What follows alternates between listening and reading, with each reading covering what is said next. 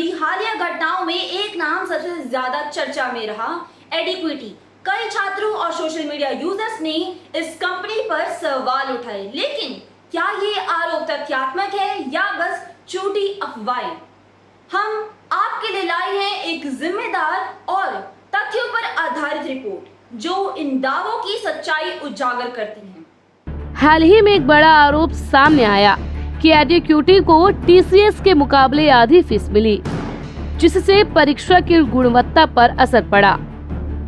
लेकिन सच्चाई ये है कि पहले टीसीएस को परीक्षा का पूरा एंड टू एंड काम मिलता था, जबकि अब ये कर्मचारी 4 अलग अलग एजेंसियों में बंट गई हैं।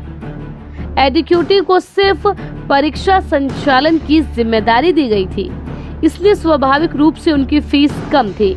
दूसरा आरोप, पेपर लीक हुए और सवाल रिपीट हुए। यह भी भ्रामक है, क्योंकि पेपर सेटिंग एडिक्विटी का काम था ही नहीं। ये जिम्मेदारी एक थर्ड पार्टी वेंडर के पास थी। एडिक्विटी सिर्फ परीक्षा संचालन तक ही सीमित रहा। तीसरा बड़ा दावा, कुछ छात्रों को बहुत दूर के परीक्षा केंद्र दे दिए गए, यहाँ तक कि अंडमान भेजने की भी बात की गई। लेकिन सच ये है कि सेंटर अलॉटमेंट एसएससी द्वारा होता है, न कि एडिक्विटी द्वारा। एसएससी ने खुद लॉजिस्टिक समस्याएं मानी है और सुधार का वायदा किया है। अंडमान वाली बात का अब तक कोई प्रमाण सामने नहीं आया। एक और आरोप ये है कि एडिक्विटी को ब्लैकलिस्ट कर दिया गया है, लेकिन सच्चाई ये है कि देश की किसी भी सरकारी संस्था ने अब तक ऐसी कोई घोषणा नहीं की है। 20 दिनों से सबूत मांगे जा रहे हैं, पर कोई ठोस तथ्य सामने नहीं आया।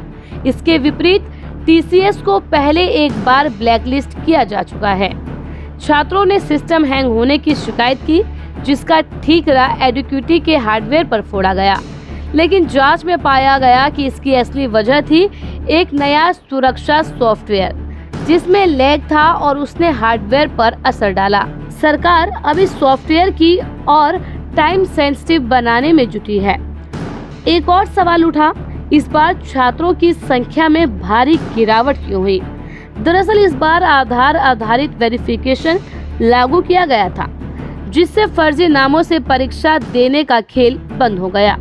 एडिक्विटी ने इसे सफलता से लागू किया और इससे पारदर्शिता में इजाफा हुआ। इनोवेशन पर सवाल उठे, लेकिन सच्चाई ये है कि एडिक्विटी ने देश में पहली बार सीसीआर यानी कमांड कंट्रोल रूम और one click VoIP calling system लागू किया। इससे देश भर के परीक्षा केंद्रों से रियल टाइम संवाद हुआ और जवाबदेही में सुधार हुआ। सरकार ने इस पूरी प्रक्रिया की जांच के लिए अर्न्स्ट एंड यंग ईवाई को नियुक्त किया है। शुरुआती रिपोर्ट के मुताबिक 5% से भी कम छात्रों को तकनीकी या अन्य दिक्कतों का सामना करना पड़ा। इन छात्रों को फेयर री एग्जाम देने का मौका दिया जाएगा। तो साफ है कि एडिक्विटी के खिलाफ लगाए गए कई आरोप या तो भ्रामक है या फिर तथ्यों से परे। एडिक्विटी ने न सिर्फ पारदर्शिता बल्कि तकनीकी नवाचार के नए मानक भी स्थापित किए हैं।